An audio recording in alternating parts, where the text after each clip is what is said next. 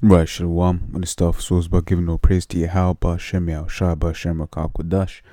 They belong to the apostles of GMS and honesty brothers doing the work in truth while sincerity.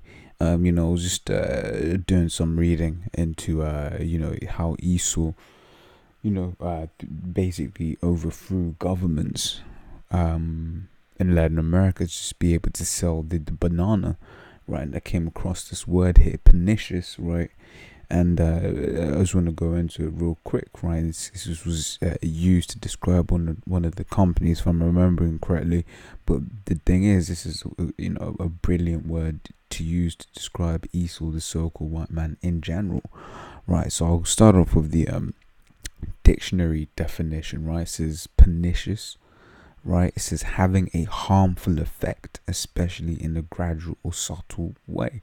Right, and that's what this man's doing. Like, for instance, he'll feed you stuff, right? That he knows it's through. He knows it's got a it's got a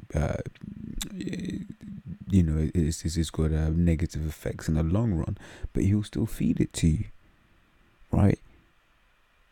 And those foods won't kill you today, won't kill you tomorrow. May not kill you in a month, but maybe 10 months, maybe a year, maybe 2 years, maybe 10 years. Things that have a harmful effect, especially in a gradual or subtle way. Right? Hey, look what it even says here: the pernicious influences of mass media. Right?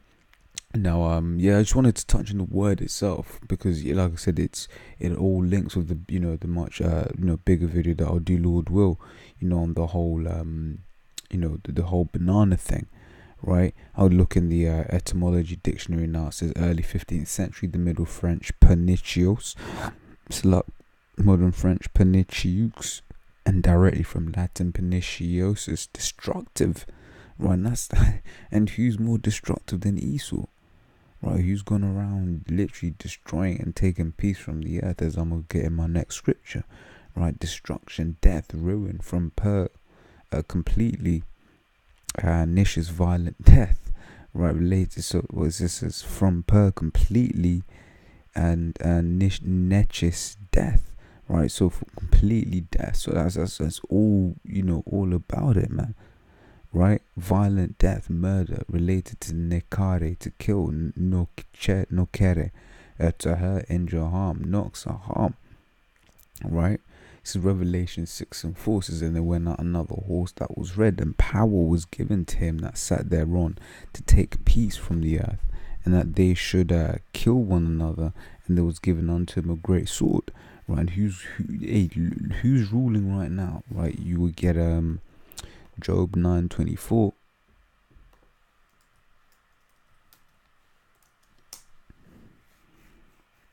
Says, the earth is given into the hand of the wicked. He covereth the faces of the judges thereof.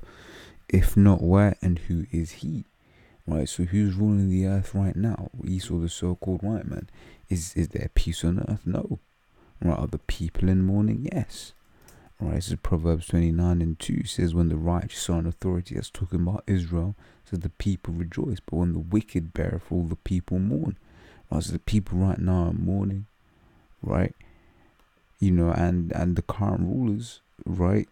They're the wicked, right? People are mourning, so this is, linking up the two. People aren't rejoicing right now, right?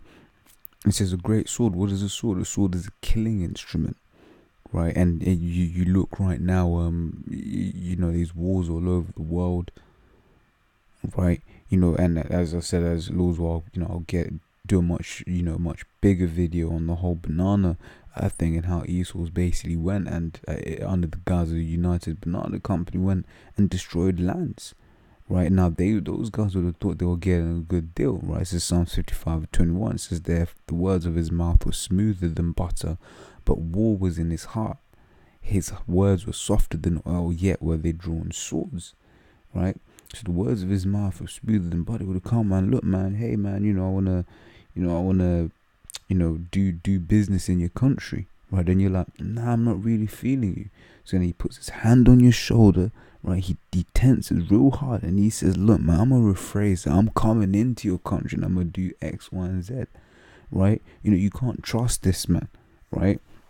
And that's the problem. I'll get two scriptures. This is my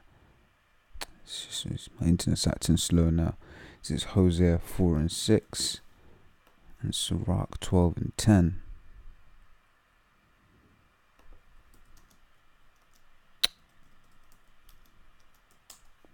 Right, it says, I'll get this because it's loaded up. Sirach 12:10 says, never trust thine enemy, for like as iron rusteth, so is his wickedness. Oh shit! And you see, that's a perfect precept, right? Because iron doesn't just rust straight away; it's a process, and then you start seeing, you're like, bam, fuck, shit's rusting. It's like this man's wickedness. He can try hide his wickedness from you, but after a while, it's gonna show, right?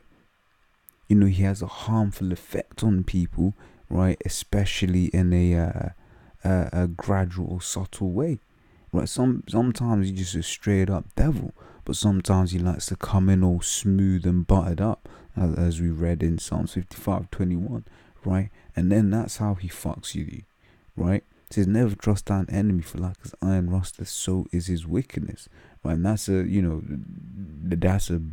scientific equation, man, right? Iron exposed to water and oxygen will rust, right?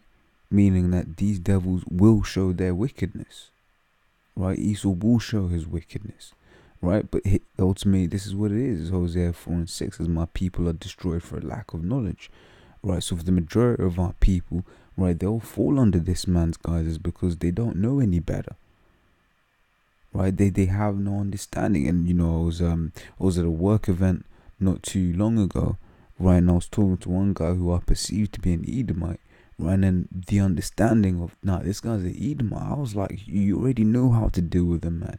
You already know, hey, look, man, if I say too much, this guy will stab me in the back. I can't give this geezer any any ammunition, man. Right, scriptures talk about being wise as a serpent, harmless as a dove, right? But like I said, just knowing the guy's an Edomite, you already know what time it is. But that's that beauty of the knowledge, right? It says, I'll carry on. It says, because thou hast rejected knowledge, I will also reject thee, right? You've got nowadays you've got the apostles that have been out for so long, right? And then you got their fruit, right? Which are telling you about the nature of this man. So if you're still falling for it, but then, hey, shame on you. You've been warned, right?